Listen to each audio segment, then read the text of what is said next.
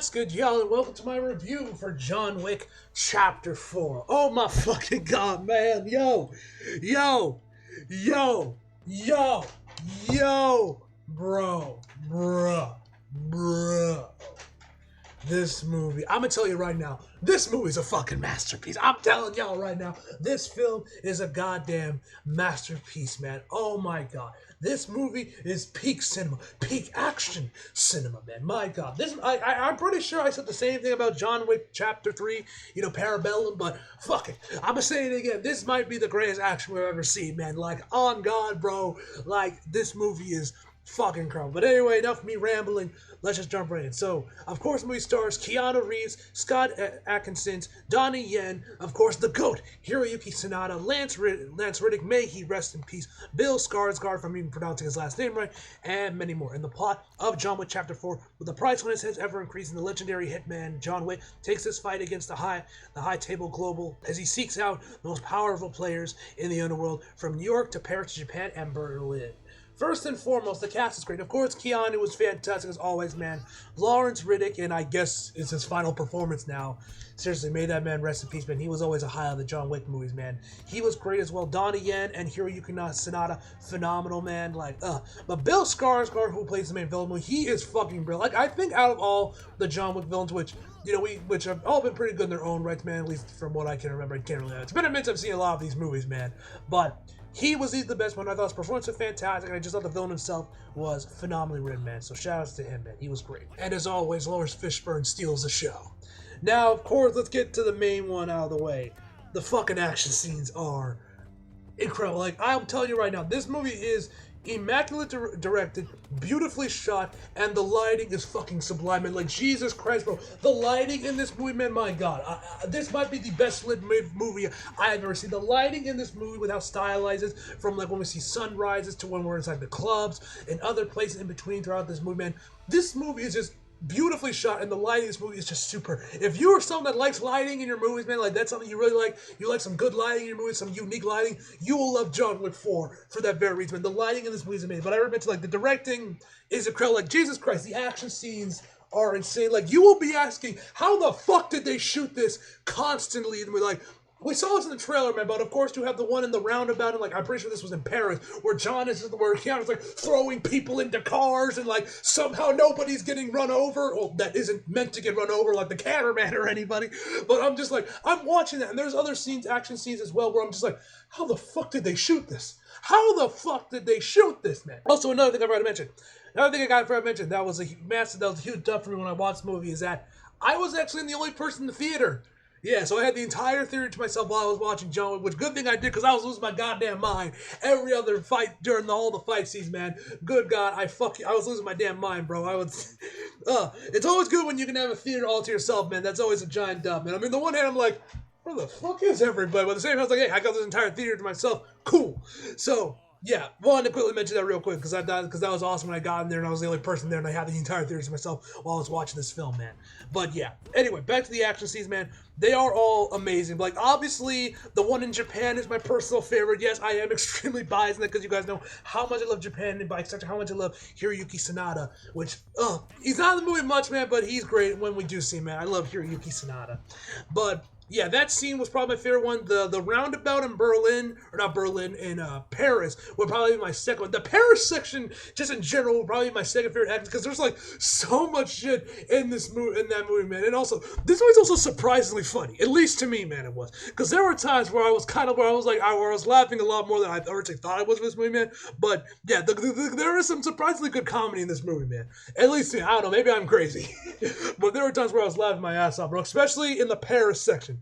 If you've seen the movie, you might know what scene I'm talking about, bro. Anyway, the action scenes are incredible, and also one other thing that's also amazing with this movie is that we finally, after years, I'm happy to report, since like Daredevil season 3 and Atomic Blonde, maybe there's another movie I'm missing, we finally got a one-take action scene, man, and oh my god, it looks incredible. This is like in Paris when around the end of the movie, and where John is just going through all these different rooms, taking out these guys with these shotgun shells, these incendiary shotgun shells. I won't spoil the name of them because it's fucking brilliant, man, and the damage they do is also amazing as well, so I won't spoil it other than I'll just say he's using shotgun shells.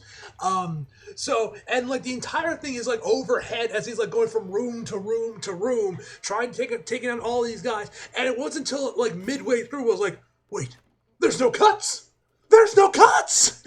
And like, oh my god, I could literally gush about the action scenes in this movie, man, for like 10 minutes. Hell, I could do the same thing about the fucking lighting and the cinematography. Bro, the slow-mo in this movie, man. Oh my god. There are so many shots in this movie that goes unnecessarily hard, bro. Like, ugh!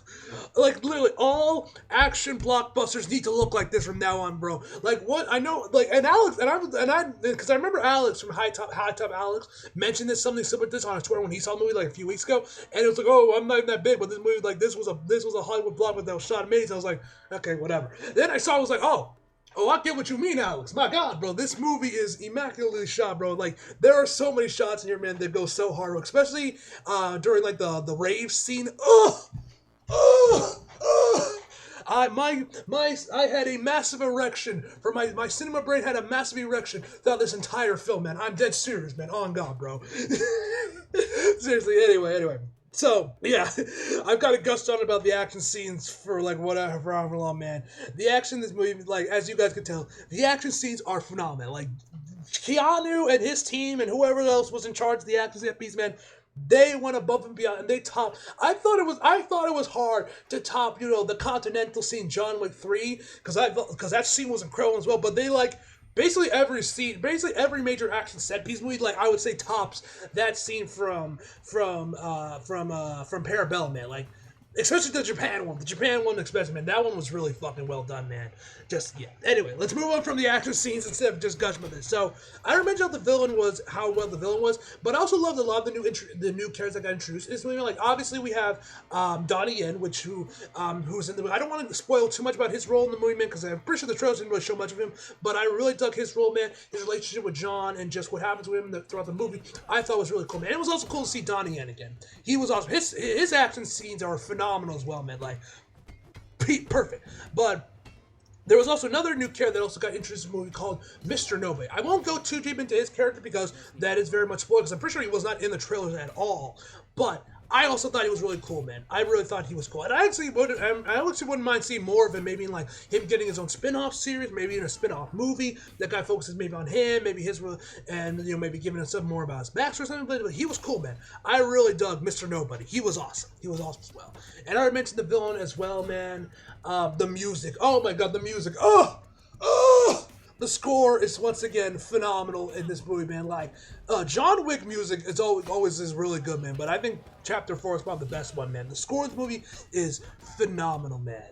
So, yeah, I'm trying to think if there's anything else I can think that I can praise that I haven't already praised so far in this review, man. But I think that's everything I want to talk about without getting into spoilers, man. But yeah, this movie's fucking phenomenal. Now, in terms of flaws, what do I have flaws with this masterpiece? One, Hiroyuki Sanada should have more screen time.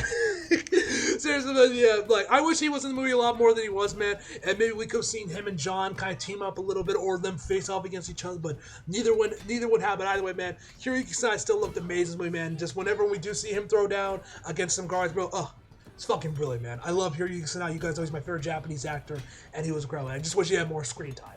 Which also, I don't know if I mentioned this ever before in other previous videos, but you guys know that Hiroaki recently got announced to have a live-action movie. I think you found your Aizawa.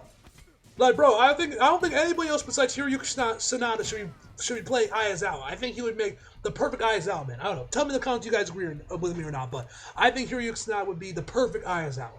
That's just my opinion. But one thing I would, if I did have to, like, nitpick something or just have something or find some flaw in this masterpiece, is that John Wick's dog is like completely forgotten about in this movie. Like, I might be just misremembering stuff because it's been a while since I've seen John Wick 3, but like John Wick's dog is like nowhere to be seen till like the very end of the movie, which I wish we kind of got some backstory, like what was he up to, at least at the start of the movie, man, like where he was, because like I said, I might be just forgetting something from what happened in John Wick 3, but especially given what happens in New York, I wish we kind of got some more screen time about John's dog to see how he was doing, man, But that's about it, man. Besides that, this movie is a fucking masterpiece that's, like, as I mentioned before, is immaculately directed, beautifully shot, with stunning lighting, bro. Like,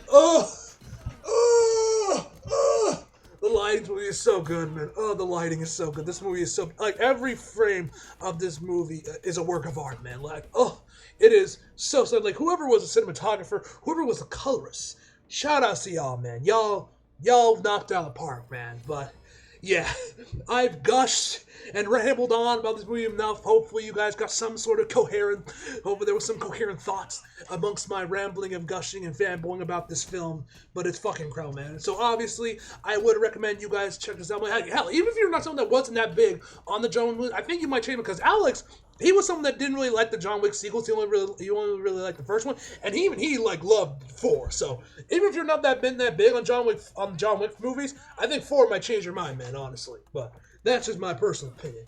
Either way, guys, y'all already know the final verdict: 10 out of 10, a masterpiece on all fronts.